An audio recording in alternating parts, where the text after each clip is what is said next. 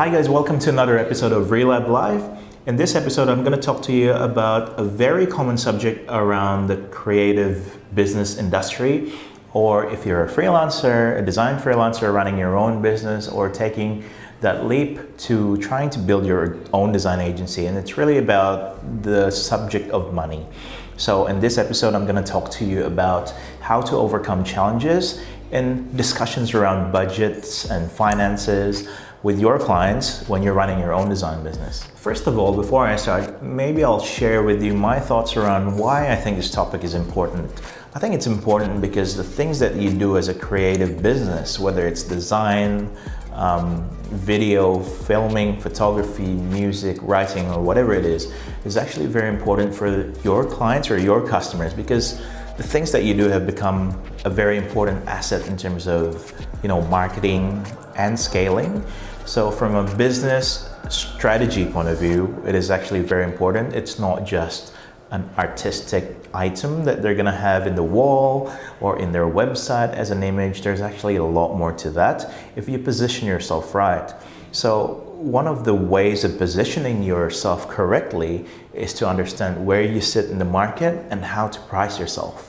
I won't get into too much of the details, but I'll share with you some links that I think is very, very valuable in this video blog.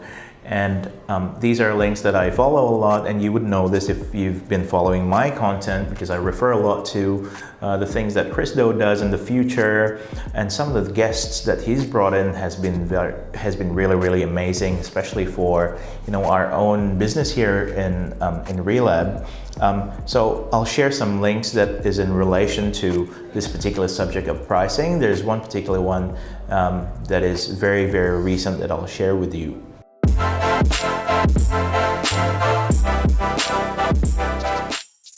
So the most common pricing technique that people use is pricing your time and your materials, which means you're really pricing your service based on the time that you're going to spend as a creative, whether you're spending your time designing, spending your time shooting the video, spending your time editing it. So you're trying to figure out how much time is required to do this.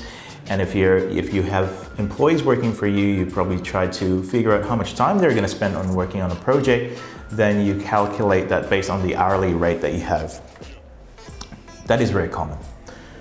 The other thing that you could do is also value-based. So you're trying to figure out how much of a value that this particular item or deliverables that you're about to deliver, whether it's a website or a video or a piece of writing, is going to be in a dollar value. And then you calculate that based on a certain percentage formula, and usually it could range from 10, 15, 20, or even 30% sometimes. So the video that I was referring to is a video by Chris Do in the future, but it was an interview of Jonathan Stark, where they talk about the idea of value-based pricing. And what Jonathan does is all value-based pricing. And from that specific example, I'm trying to relate back to my own practice, and I've learned so much from it. I think there are very, very valuable things in there. Some of us as creatives might find it very difficult to do it. So as an example, you try and figure out a value of a project. Let's say if the website becomes a $1 million type of asset, then you try to calculate it, and then you come up with a price of $200,000. Some of us creatives, if that's not in the nature of our business, might still find, is that too much for the client itself? But actually, I think it's all about perspective and where you put yourself in the market. That's why I think, as I said in the beginning of the video, the way you position yourself is going to be very important. So I guess with that comes the question on how do you position yourself? How do you know how much you're worth? This is where you need to look into your competitors and your peers in the market, compare the type of work that you're doing, and finally have a strong, solid opinion about yourself. And that's why your self-awareness is very, very important.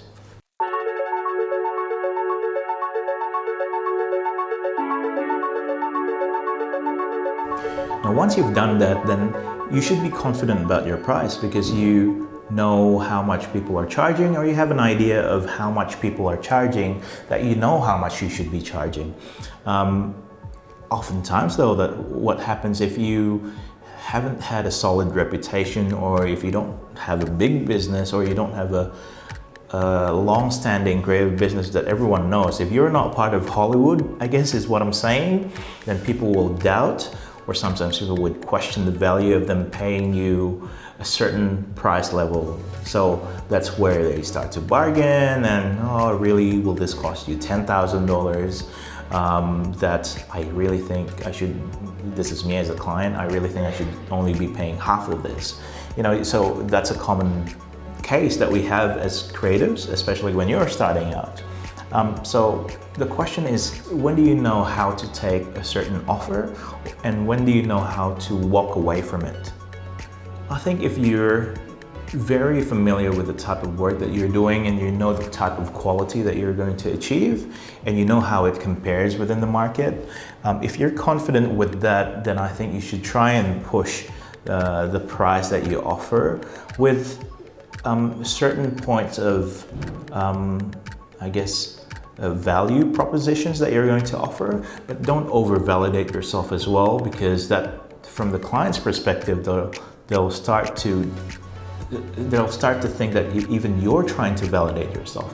So try not to validate yourself. Give them a price that you think is worth the work that you're doing. Most creatives are not in it completely for the money in a way. Like we love our job, so it's very important for customers to know that we love creating, and that's why we come into the creative business. It's not like we're trying to sell oil or gas or anything like that, right? So we're trying to sell our artwork, and it's important for the clients, first of all, to actually know that we're in this for our passion, but we have to be paid a certain rate or a certain price for those, you know, artwork of passion to be an important asset for their business. So I think they need to look at it from that perspective, and you need to try it over time, master the art of explaining that to your customers. Once you've got that sorted, I think then it's just about knowing what your benchmark is. Once you've done a number of jobs, let's say if you have enough portfolio that you are now settled on a certain price for a certain type of project, you have an idea. Every time you have a new project, you may lift up the price a little bit, but once you have an idea of how much certain items cost, then you know when to walk away from a certain thing.